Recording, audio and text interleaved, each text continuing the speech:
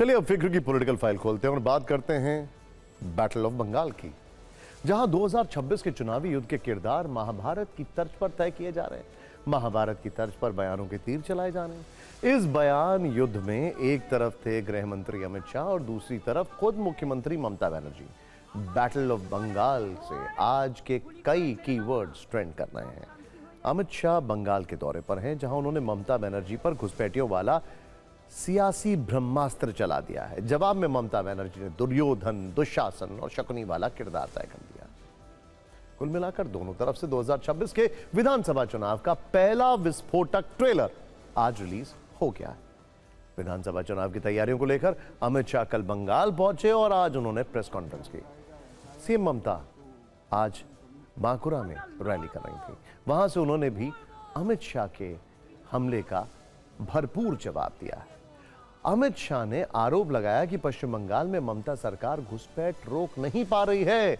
ममता बनर्जी ने जवाब दिया कि अगर घुसपैठ बंगाल में हो रही है तो क्या पहलगाम में हमला आपने कराया था। अमित शाह ने यह भी दावा किया कि अगर बंगाल में बीजेपी की सरकार बनी तो यहां परिंदा भी पर नहीं मार पाएगा। ममता बनर्जी ने इसका जवाब काफी तीखे अंदाज में दिया है और कहा है कि शकुनी का चेला दुशासन बंगाल में जानकारी जुटाने आया है।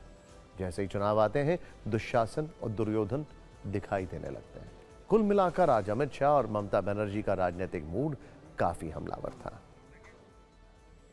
একজন দুঃশাসন এসেছেন বাংলায়, ভোট আসলে দুর্যোধন আর দুঃশাসনরা আসেন, ওদের চোখে দেখবেন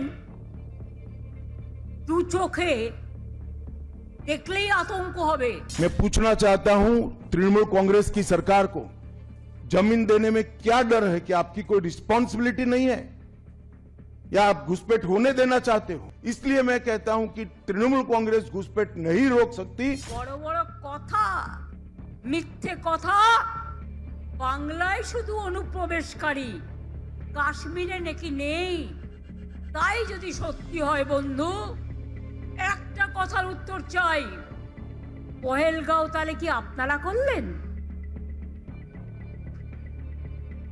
দিল্লিতে কিছুদিন আগে যে ঘটনা ঘটে গেল, तृणमूल कांग्रेस के 15 साल के शासन में भय, भ्रष्टाचार और कुशासन और विशेषकर घुसपैठ से बंगाल की जनता चिंतित भी है, भयभीत भी है और आशंकित भी है।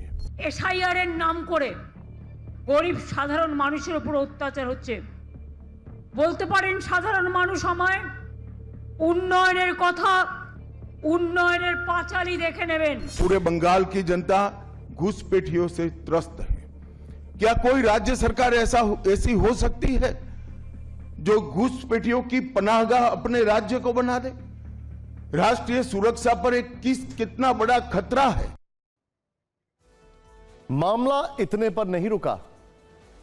अमित शाह ने ममता बनर्जी से कुछ तीखे सवाल भी किए हैं। उन्होंने पूछा कि क्या वो सरकार आपकी नहीं है जो बॉर्डर पर फेंसिंग के लिए जमीन नहीं दे रही है। उनका दूसरा सवाल था कि घुसपैठिया गांव में घुसते हैं तो उस पर किसी तरह का एक्शन क्यों नहीं लिया जाता।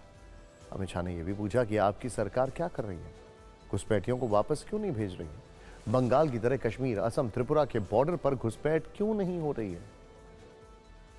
अमित शाह ने घुसपैठ पर ममता बनर्जी को घेरने की कोशिश की। ममता भी अपने जवाब में सिर्फ अमित शाह और बीजेपी को ही टारगेट नहीं कर रही, बल्कि चुनाव आयोग पर भी उन्होंने ठीक ठाक हमला किया है। उन्होंने यह भी कहा कि एसआईआर का इस्तेमाल लोगों को डराने के लिए किया जा रहा है, यानी बंगाल चुनाव में घुसपैठ और एसआईआर बड़ा मुद्दा रहने वाला है। আর এবার করছে এসআইআর। এত মানুষের মৃত্যু, এখনো পর্যন্ত 58 থেকে 60 জন মানুষ মারা গেছে। আমরা লড়বো, মরবো, কিন্তু মাথা বিকিয়ে দেব না। এটা মাথায় রাখতে হবে, মাথা উঁচু করে চলতে হবে। গুলি করে মেরে দাও না, সব শান্তি হয়ে যাবে, তাও হবে না। আমি যা তৈরি করে রেখেছি না, ফাটাফাটি। এবারকার খেলার নাম হবে ফাটাফাটি।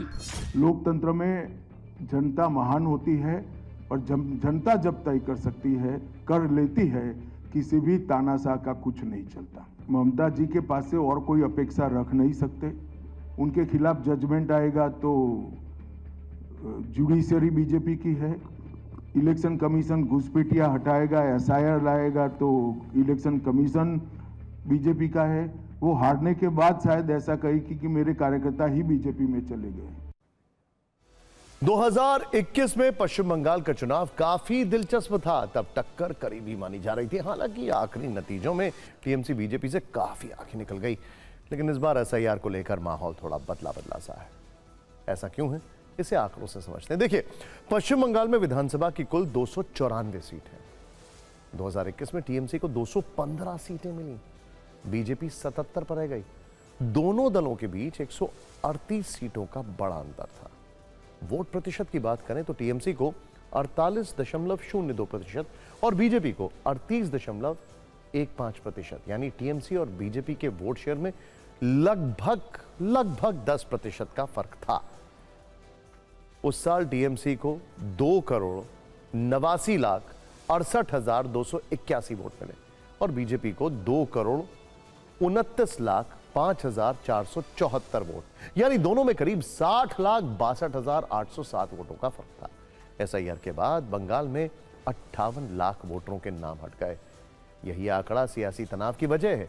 टीएमसी का आरोप है कि चुनाव आयोग ने जानबूझकर नाम काटे, जबकि बीजेपी से रूटीन प्रक्रिया बताते हुए उम्मीद जता रही है कि घुसपैठिए इससे बाहर हुए होंगे।